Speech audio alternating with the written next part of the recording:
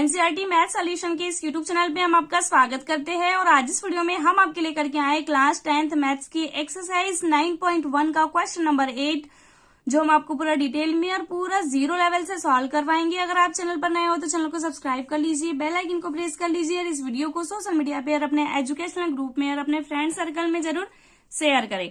तो स्टार्ट करते हैं वीडियो को।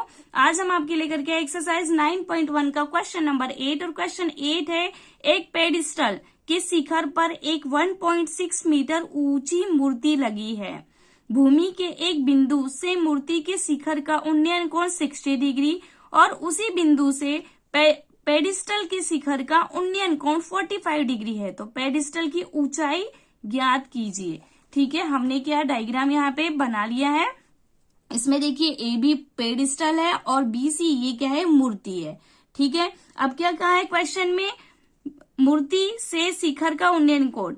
देखो भूमि के एक बिंदु से मूर्ति के, भूमि का ये एक बिंदु हमने डी माना, यहाँ से मूर्ति का शिखर देखिए ये सी है, का उन्नयन कोण कितना है, 60 डिग्री का है, 60 डिग्री का है। ठीक है, फिर उसी बिंदु से पेडिस्टल का शिखर देखिए ये है, पेडिस्टल के शिखर का उन्नयन कोण क्या है, 60 डिग्री है। तो पेडिस्टल के शिखर का 45 डिग्री है।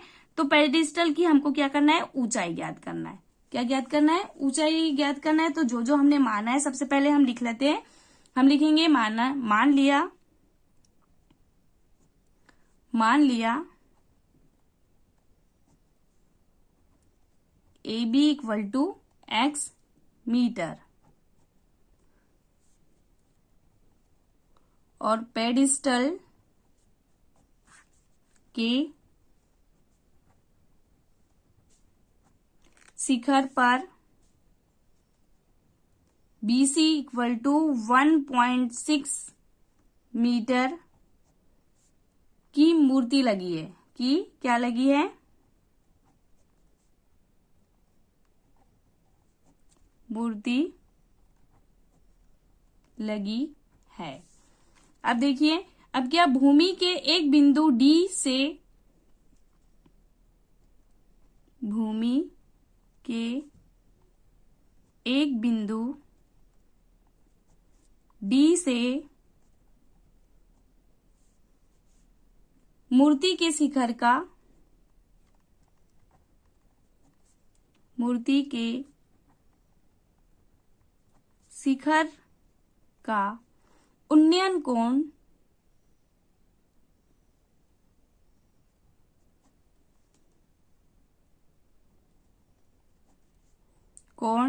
DCDA, कोण CDA इक्वल टू 60 डिग्री। ठीक है, और लिखेंगे हम पेडिस्टल के शिखर का,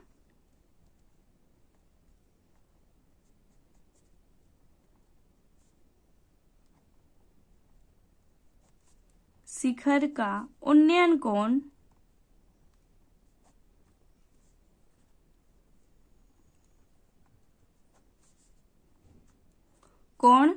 BDA, कोण BDA 45 डिग्री, 45 डिग्री है। ठीक है, अब क्या लेंगे, अब समकोण त्रिभुज DAB में, अब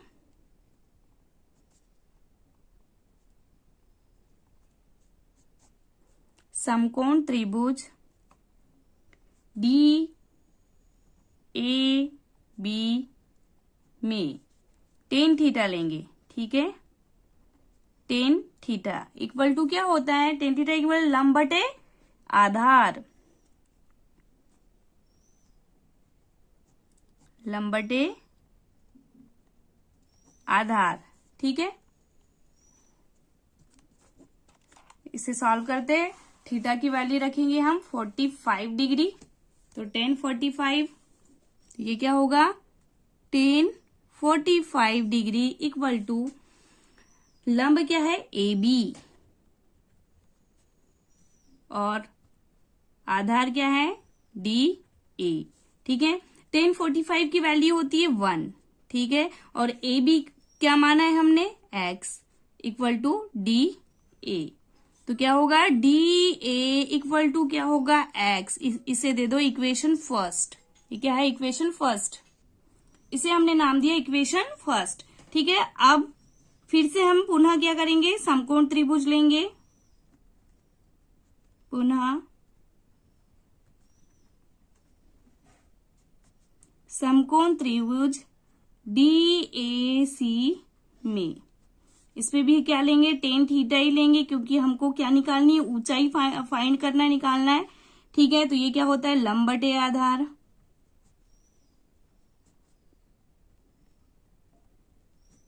थीटा की वैल्यू है 60, तो 10 60 equal to AC upon DA। ठीक है, 10 60 का मान होता है √3 इक्वल टू AC को हम लिखेंगे 1.6 प्लस x अपॉन DA। ठीक है, अब इसे सॉल्व करते हैं तो ये होगा √3 DA equal to 1.6 plus x। इतना समझ में आया। ठीक है, अब देखिए √3 को इधर लेके आएंगे तो क्या होगा, ये DA equal to 1.6 plus x upon √3। ठीक है, यह है इक्वेशन सेकेंड। हमने इसका नाम दिया इक्वेशन सेकेंड। अब क्या लिखेंगे, समीकरण 1 और समीकरण 2 से। समीकरण 1 ये है और समीकरण 2 ये है, तो हम लिखेंगे समीकरण 1 तथा समीकरण 2 से। ठीक है, समीकरण 1 और 2 की तुलना करेंगे तो ये होगा x।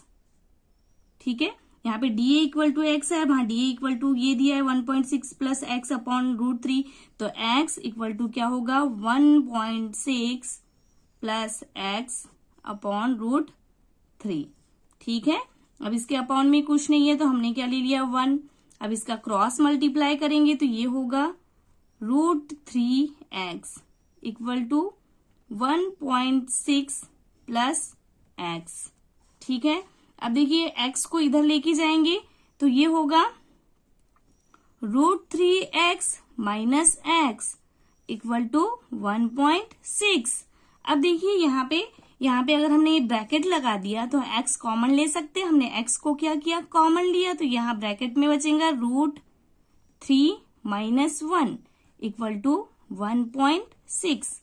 ठीक है, अब यहाँ पे क्या कर सकते हैं, हम x की वैल्यू निकाल सकते हैं। इधर ये देखो, ये पूरा क्या है x के साथ मल्टीप्लाई में, इधर इसका ट्रांसफर करेंगे तो ये डिवाइड में जाएगा, डिवाइड में होगा तो ये होगा x equal to 1.6 divided by √3 minus 1। ठीक है,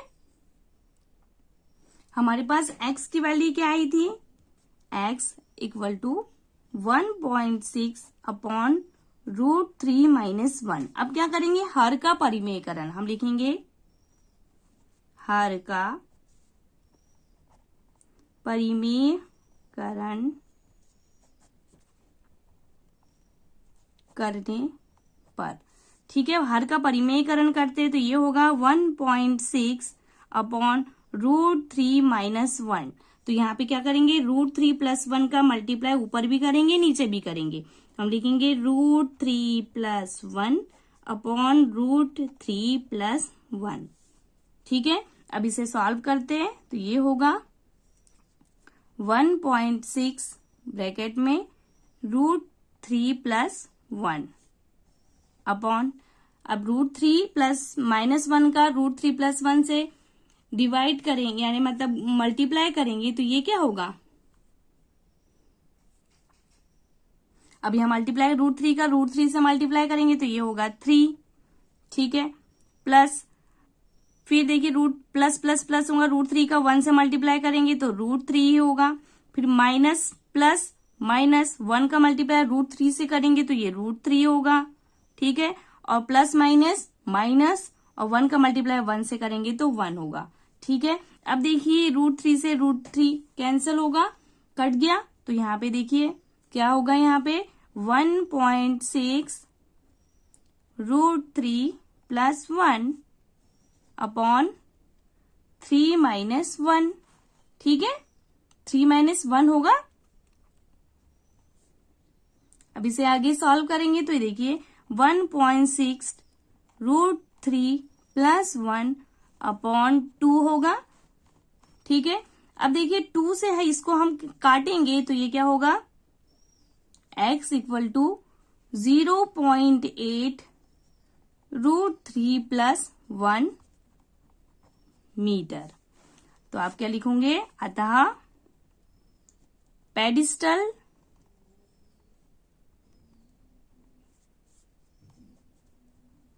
की ऊंचाई, पेडिस्टल की ऊंचाई क्या होगी, 0.8 √3 प्लस 1 मीटर है। और यही आपको फाइंड करना था।